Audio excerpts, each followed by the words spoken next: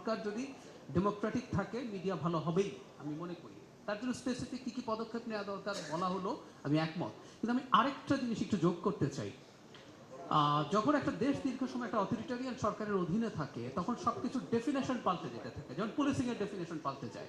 Policing মানে হচ্ছে আপনাকে আমি ধরতে পারি, ধরে পিটাতে পারি, আপনাকে আমি এক্সট্রাজুডিশিয়ালি কিল করতে পারি, আপনাকে আমি গুম করে ফেলতে পারি। ঠিক একইভাবে মিডিয়াতেও একটা প্রবণতা তৈরি হয়েছে কিভাবে সরকারের সাথে অ্যালাইন হওয়া যায়। মাননীয় মন্ত্রী যেভাবে ক্লায়েন্ট প্যাট্রন রিলেশনের কথা বলছেন সেটা কিন্তু ওভার দ্য ইয়ার্স প্র্যাকটিস হয়েছে।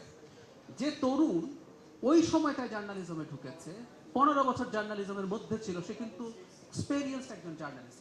ও জার্নালিজম সম্পর্কে কি বুঝলো, তার গ্রুমিং কি হলো, তার কালচারের মধ্যে কিন্তু ঢুকে গেছে জার্নালিজম কি। সো মিডিয়ারও তার জায়গা থেকে সরকার যদি কনজেনিয়াল এনভায়রনমেন্ট তৈরিও করে, মিডিয়াকে ওই জায়গাটা ভেঙে বেরিয়ে আসতে হবে। একটা ছোট উদাহরণ দিই। মিস জোবায়দা রহমান দেশে এসেছিলেন বেগম খালেদা জিয়া যখন অসুস্থ ছিলেন, তখনও ইলেকশন হয়নি। তো তিনি এয়ারপোর্ট থেকে হসপিটাল যাওয়া পর্যন্ত 8টা রিপোর্ট হয়েছে একটা খুবই প্রতিষ্ঠিত পোর্টালে, নিউজে।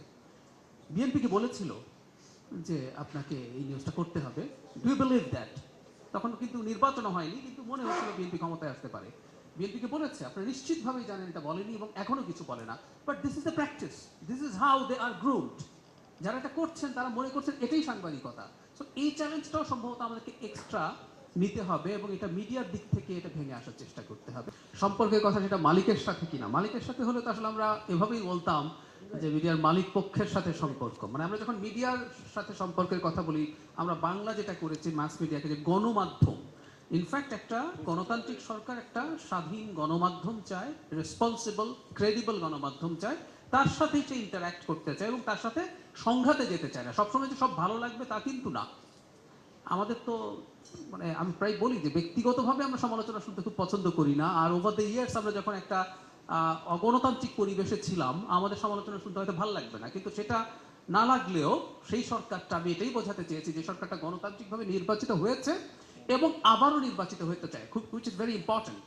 যে তার যদি চিন্তা থাকে সে আবারও জনগণের সামনে 5 বছর পর ভোট করে নির্বাচিত হবে, সে আসলে এই ধরনের জিনিসের বিরুদ্ধে যাবে না। রাদার সেই সরকার যদি স্মার্ট হয়, সেটা আমাদের সরকার বা ভবিষ্যতের কোনো সরকার, সে বরং গণমাধ্যমের জেনুইন যেসব রিপোর্ট আসে, যেসব সমালোচনা আসে, সেগুলোকে গুরুত্ব দিয়েই কাজ করবে, তাতেই তার কল্যাণ নিহিত থাকে। আমি এটাই বোঝাতে চেয়েছি। Thank you. এটা আমার বা কারো প্রতি না। ডিসইনফরমেশন একটা অপরাধ, সেটা কোনো ব্যক্তির বিরুদ্ধে হতে পারে, কোনো প্রতিষ্ঠানের বিরুদ্ধে হতে পারে, এবং সরকারকেই আমাদের মাননীয় মন্ত্রী বলেছেন প্রাতিষ্ঠানিকভাবে আসলে সেই কাজটা করতে হবে। সেই প্রাতিষ্ঠানিক সক্ষমতা বৃদ্ধি, এটার জন্য প্রয়োজনীয় আইন নীতিমালা তৈরি, এবং আমি আগে বলেছিলাম একটা সচেতনতা তৈরির প্রয়োজন আছে। আমরা যখন ব্যবস্থা নিতে যাব, এই ঝুঁকি তো আমিও বোধ করি যে মানুষ যেন এই মিস ইনফরমেশন আমাদের দিক থেকে না পান, আমাদেরকে ভুল না বোঝেন যে আমরা মিডিয়ার ওপরে চাপ তৈরি করতে যাচ্ছি। সো এই প্রস্তুতিটা হলে অবশ্যই সরকারকে ইনস্টিটিউশনালি, লজিকলি, এথিকলি এই কাজটা করতে হবে।